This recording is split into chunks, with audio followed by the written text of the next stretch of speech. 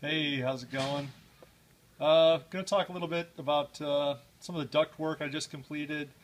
The duct work is probably some of the most important stuff you're going to have to do, and it's a little nerve-wracking because you've got quite a few ducts that are up in there. I think a total of 6, 2 defrost up top, 2 for your center that you put in, and then the 2 on the outer. You can see I've made the cut in my panel here to accommodate the vent for the passenger and the driver that'll come forward. New astro balls and put in, and another astro ball on the other side. And there's just a lot of hosing up underneath the ductwork here. And before you put that in, you've got to get your wiring also put in. The Classic AutoWare does a pretty good job with showing you how to hook that into the ECU, which is located up here. But the important thing is to get the ducting in, and then to get it in the right position to accommodate the heater, your radio, and your ashtray. So it's a little work, and again, even when you've got it in, it takes a little extra maneuvering to get them fit in there correctly. And then once you get them in, you can see I've got a wire tie on here. These wire ties are used to hold those on there. So those have to be installed on each end all the way around, so you do that about 12 times. And then always make sure you cut your wire tie off, make it nice and clean when you're doing that. The defroster guys just pop right in. There's what they call S clamps on them that kind of just hold it right up in place.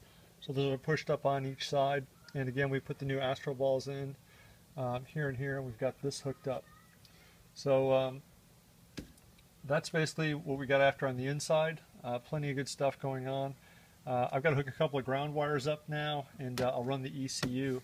And I jumped a little bit ahead in the documentation, and I kept moving on without doing the ECU check. But the ECU check, I'm going to wait and do that here in a little bit. So let's come on up here. And the next thing the documentation had me do was actually this bezel piece here. So you can see here's the bezel cover, and this is the piece the Classic AutoWare supplies for that center dash piece. I'll show you where this goes just so you get a visual. When this all gets put back together, this will be one of the last things that goes on. And this will actually go over here, so you'll see that in there. So now you have a way to direct the air. Looks really nice, custom. And what you have to do in the bezel, just like the dash, we had to remove a piece of metal where that new vent goes in at. You can see the back here. Basically what I had to do is cut a 6-inch by 1-inch piece here, and then they give you 2 screws to attach that with. So you can kind of see that.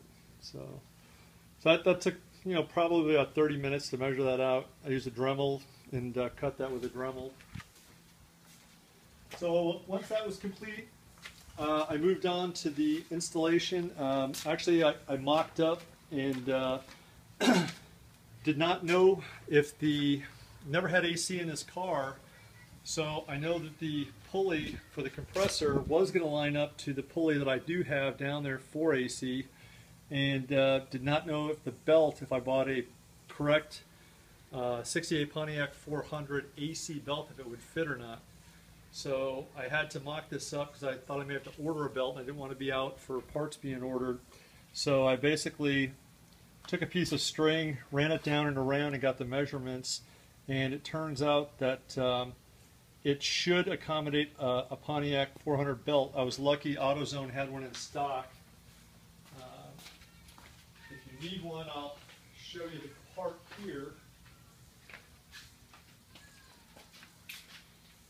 So this should be the right belt for it, the 15585 Duralast. Again, that's from AutoZone.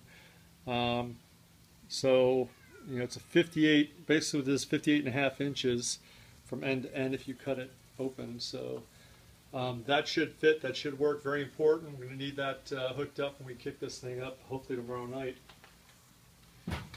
So basically what I did, like I said, I mocked the compressor up. Very easy to install. There are 3 bolts with spacers here. You can see the spacer, you can see the bolts. There's 1, 2 on this side, and there's one more down low. You can see down here. Maybe you can't see, But anyway, there's 3 bolts for that. That went on pretty easily. Then you've got a spacer that goes in here, an adjustable T-guide to move this compressor up and down to tighten it. And there's a long, again it's just mocked up, but there's a long bolt with a spacer here, and another one on the other side that goes through. So I needed to do that to get the measurement for the belt, to make sure I wasn't waiting on a belt. And like I said, luckily AutoZone has the belt, and that should work out nicely tomorrow. The next thing I focused on was getting the condenser put in. For my car being a Pontiac, 68 Pontiac 400, it actually had the kiddie pans in here. So this is all covered in my car, so I had to remove the parts and pieces to be able to slide the condenser in here. This whole thing went really easy. You mount basically on my workbench. I just laid down the condenser, mounted this filter dryer unit with these Tech screws directly into, you can see where they're at. So there's 2 holding the filter dryer on, and when you put the filter dryer on, you remove a plug and then put in your pressure switch here, and then you plug this on your pressure switch. So very easy, simple to do. They provide you with brackets for the top and brackets down low. And again, once you put them on, you've got Tech screws that go into your radiator core support to hold it. And then again, the same thing on the bottom, you have to go from underneath. And my car is jacked right now anyway, so going with those Tech screws underneath was very simple. The whole assembly and installation of the condenser took maybe an hour and a half at the most. So once I got that in, I wanted to make sure I got the lines put together, because important, you don't want to leave your filter dryer open and exposed, because it can be, you know, collect humidity then and such here down in Florida. So I wanted to make sure the lines were all capped off. They're not tightened completely, but I've got those ready. And had to make several calls today to the folks at Classic Auto Air, Gary and the guys. Very helpful. You know, always easy to get a hold of those guys. Somebody always answers the phone, so we weren't waiting for hours and I'm waiting for anybody to give us an assist. I particularly like talking to Gary because he does have a 68 Firebird. And so tomorrow we're going to finish tightening up the lines. We're going to get the ECU check done, get all the wiring done, get the dash put back together. And tomorrow night I actually have a gentleman named Walt who used to work for Classic Auto Air in Tampa, who's going to stop by the house and actually do the charge on the system. But we'll go ahead and get the whole system prepped and ready, and then charge the system up with the R134A. And I like that because I want to make sure everything works before putting this fender back on and getting this all back together. If Walt had not provided me that, you know, I would have had to get it together, take it somewhere. Possibly somebody that doesn't know exactly how to charge one of these systems from Classic Auto Air. So everything's moving along. Just trying to think of anything else before we cut this video or get this one over with that I could share with you guys from lessons learned. Always make sure that when you do the filter dryer here, when I first put this in, the filter dryer, I had it spun the other way. Make sure that you put the pressure switch to the front and not to the back. So, you know, that kind of helped me out. So I switched that up. Also, I did have a issue with the mount bolts that are located under here. These mount bolts that mount the compressor bracket onto the other bracket. You can see the large washers there. The washers that came with it, the bolts would not fit through those washers.